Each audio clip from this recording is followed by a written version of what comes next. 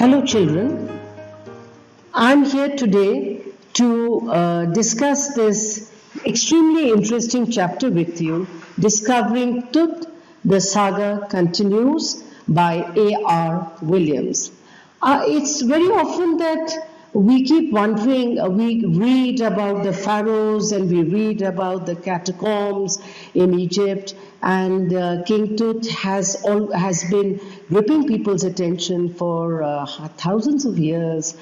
People have known of him as a very, very prosperous young king who died suddenly at a very young age, at the age of 18. And people have earlier, of course, the archaeology was done for different reasons, for acquiring wealth. And now, of course, there is a little change in the thought whereby people want to find out that what was the cause of his death, what was his reign like, and what are catacombs all about. So this is a very, very interesting chapter, and let's go on with it. In this slide, we see that how A.R. Williams is known for his science fiction, and he's also considered to be a fantasy writer.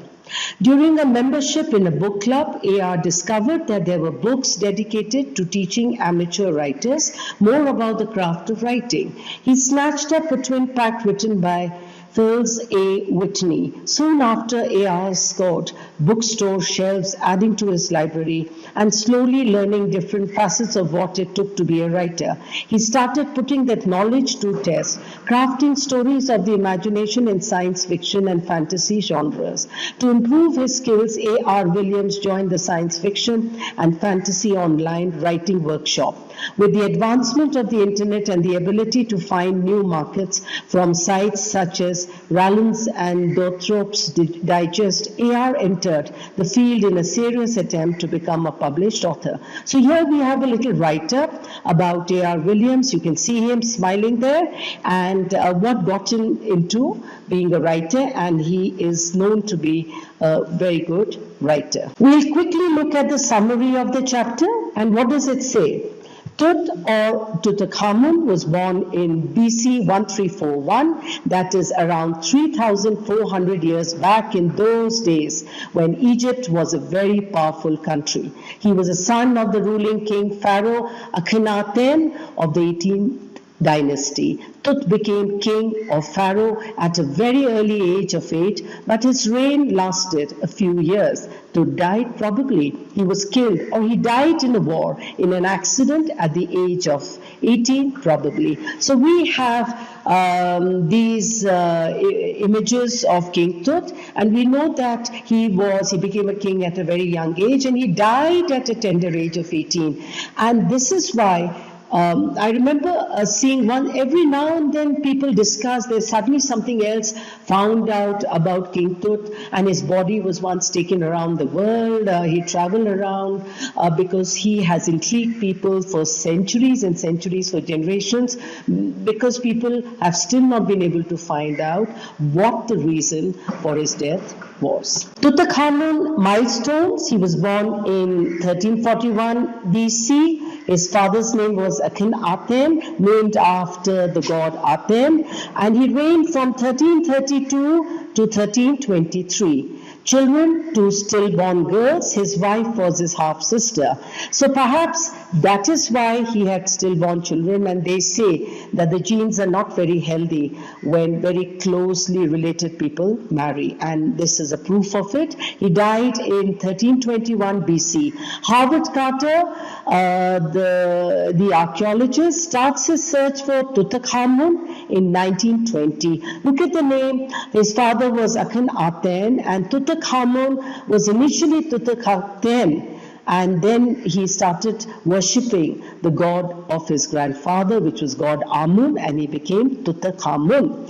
Discovering his mummy in 1922, x-raying his remains goes back to 1950, and CT scanning in 2005.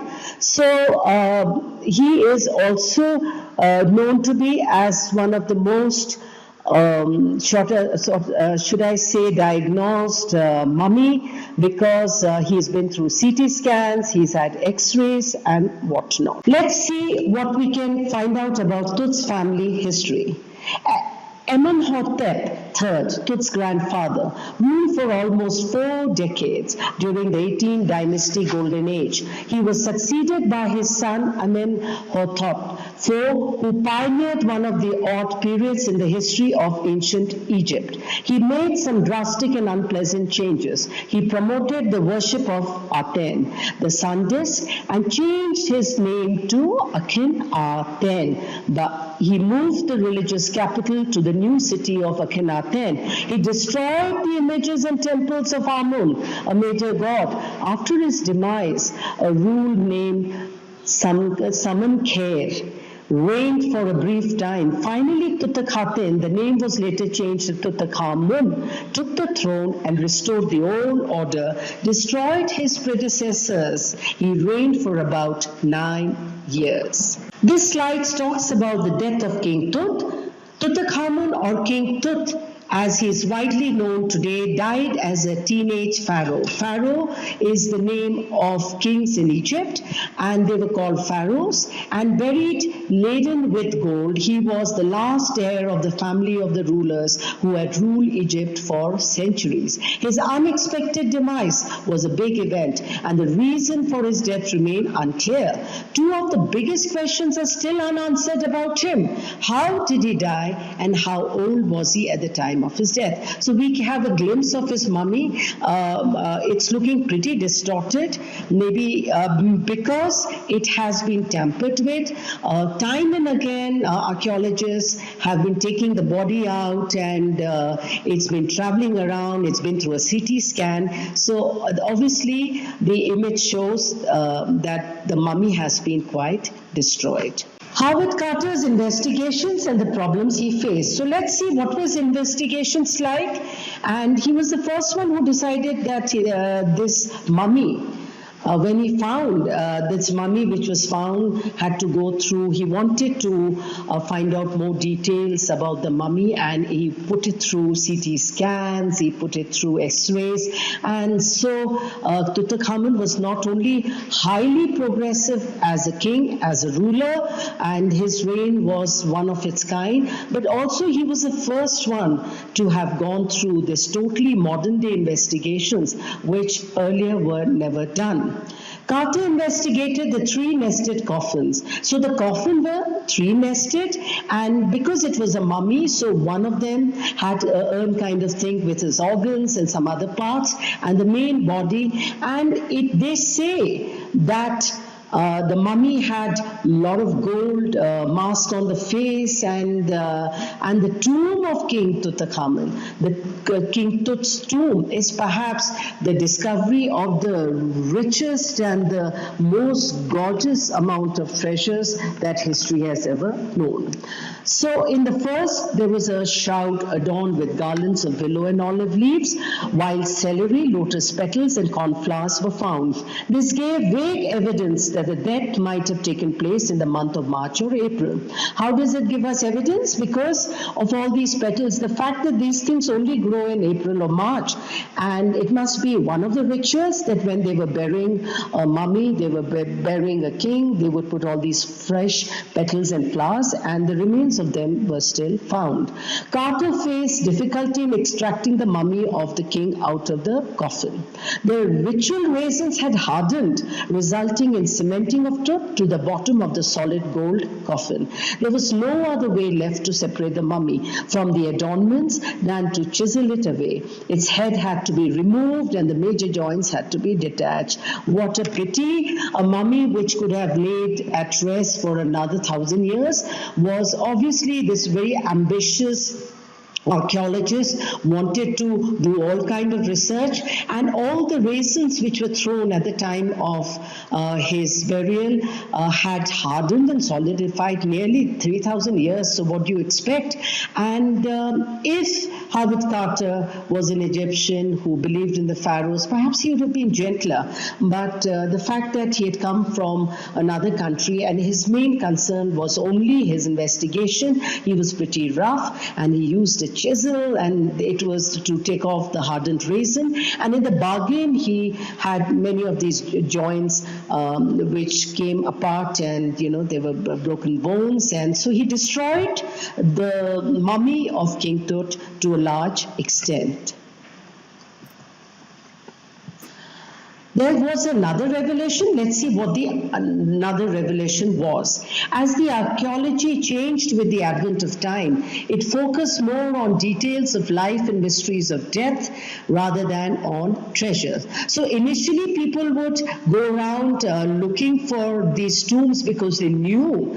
And students, the Egyptians believed in life after death. They believed that the kings who were being buried would be resurrected. So they used to put everything these kings needed, from the jewels to the board games to food, believing that they're going to come alive again and they're going to look for all these things. So obviously a lot of treasures were put in. And also with the passage of time, these treasures which were put had double value, not only as treasures but also as antiques.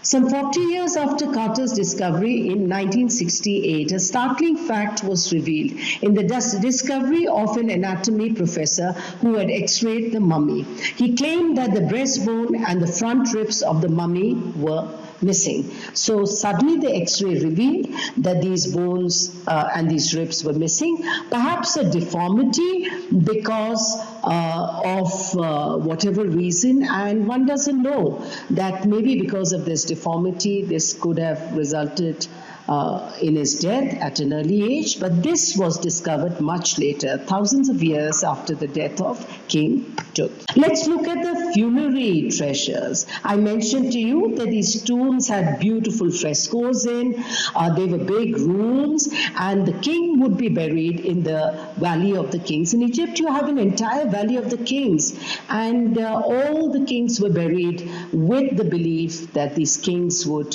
get up again and would look for the things. So obviously all the treasures and everything important in the life of the king was put in the tomb for the king, and this was looted by people who found. But King Tut, the reason why his tomb was not looted, for the simple reason that no one had found it, and Howard Carter had been reading about it, had been looking for it for years, and then he suddenly came across this tomb with the most magnificent spread of treasures, and he realized that this was none other than King Tut's tomb. So the mummy was in a very bad state. Tut was found buried with numerous funerary treasures in a coffin made of pure gold. The treasures found included precious collars, inlaid necklaces and bracelets, rings, amulets, a ceremonial apron, sandals and sheaths for his fingers and toes, some everyday items considered to be needed in the afterlife like board games, bronze razor, linen undergarments, cases of food and wine were also found. This revealed that the ancient Egyptians believed in the idea of resurrection and hoped to take their riches with them. So they believed that the king would be resurrected and would be looking for the things he was used to in his lifetime, and hence everything important was buried. We know that King Tut's regime, his rule was an economically very, very sound rule, and because of that you can see the kind of wealth which was buried with him. Let's see what the CT scan showed. In the year 2005, more than 3,300 years after his death, King Tut's mummy became one of the first mummies to undergo a CT scan. The CT scan was led by Zahi Hawass. The scan came up with new clues about his life and death. It provided precise data for an accurate forensic reconstruction of King Tut. Tut's body was examined over a computer screen with the help of the CT scan. It showed a grey head, neck vertebrae, a hand, several images of the rib cage, and a transection of the skull.